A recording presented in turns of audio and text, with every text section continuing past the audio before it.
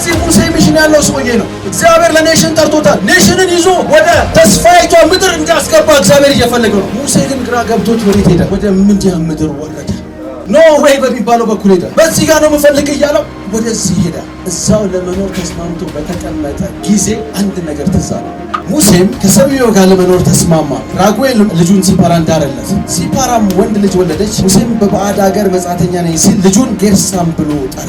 ጌርሳም ማለት መጻተኛ በዚህ ቦታ ላይ አለ ማለት ነው። ኢየሱስ ጌታ። ስለዚህ ሙሴ የራሱን ኮንዲሽን ምን ራሱ አናውንስ አደረገ ማለት ነው። የራሱን ቦታ የለውም፣ ርስት የለውም። የሆነ ቦታ ላይ ግን መጻተኛ ሆኖ ተቀምጧል። ምንም እንኳን ቢመቸው ከሴትዮዋ ጋር ለመኖር ቢያስበው ቢቀጥልም ግን የእሱን ሁኔታ የሚያስታውሰው ልጁን በዚህ ቦታ ላይ መጻተኛ አለ ብሎ ስሙ ሰጣት። መጀመሪያው ነገር ወደ ፕሮስፐሪቲ ለመግባት እኛ ያለብንን ሁኔታ ማወቅ ነው። አውቀን እግዚአብሔር ታስፈልገኛለህ ማለት ነው። እግዚአብሔር ማንን አየ? መጀመሪያ የእስራኤልን ሲቃና ጩኸት ሰማ ከማለት በፊት እስራኤል ማንን አየ? ዞር ብሎ ሙሴን አየ። ለምን ሲል ሙሴ በዚህ ቦታ ላይ መጻተኛ ነኝ ብሎ ራሱን አወጀ። የሙሴን መጻተኛ ነኝ ብሎ ማወጅ እግዚአብሔር ካየ በኋላ ነው ይህን ህዝብ ላውጣ ብሎ እግዚአብሔር አሰበ። ኢየሱስ ጌታ ነው። ከዛም በኋላ የግብፅ ንጉሥ ፈርዖን ሞተ። እግዚአብሔርም ጩኸታቸውን ሰማ ይላል። ዛሬ እንደ እግዚአብሔር ሰው ቀባቸው ብሎ ይቆያል። ዛሬ እንደ እግዚአብሔር ሰው በብልጽግና ቅባት ቀባቸው።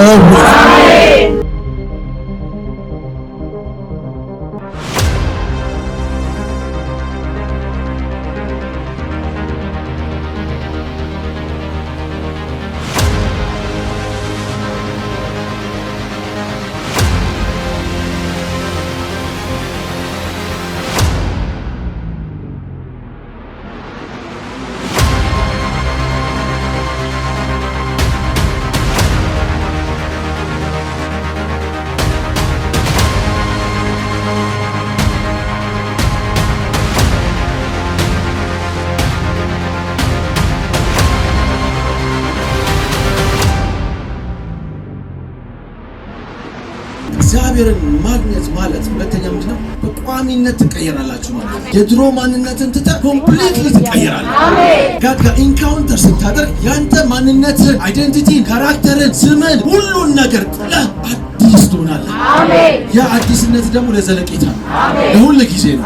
ለሁሉ ጊዜ ነው። ለሁሉ ጊዜ ነው። እግዚአብሔር ህዝቡን ሊጎበኝ ነው። እግዚአብሔር ከተማዋን ሊጎበኝ ነው።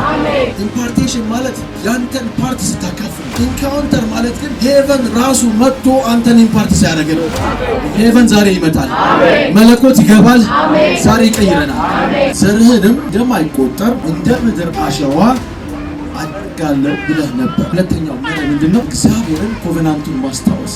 ሰውየው ተጨንቋል። ጉዞ እግዚአብሔርን ኢንካውንተር ለማድረግ እየሄደ ነው። ተጨንቆ እያለ ግን አንድን ነገር አስታወሰ። ለአብርሃም ለይስሐቅ የተሰጠው ያ ኮቨናንት ለሱም ስለተሰጠው እግዚአብሔር ሆይ አስብ፣ ዘርህን በሙሉ እንደ ምድር አሸዋ አበዛለሁ ብለህ ነበር። ትናንትና የተስፋ ቃሎችን በሙሉ ስናውጃቸው ነበር። በክርስቶስ ከሆናችሁ የአብርሃም ዘር ናችሁ፣ የአብርሃም ዘር ከሆናችሁ ደግሞ ወራሾች ናችሁ ብለን ስናውጅ ነበር። ክርስቲያን ምን ማድረግ አለበት ማለት ነው? እግዚአብሔርን ኢንካውንተር ለማድረግ የሚሄድ ክርስቲያን እንደኔና እናንተ የተስፋ ቃላቶችን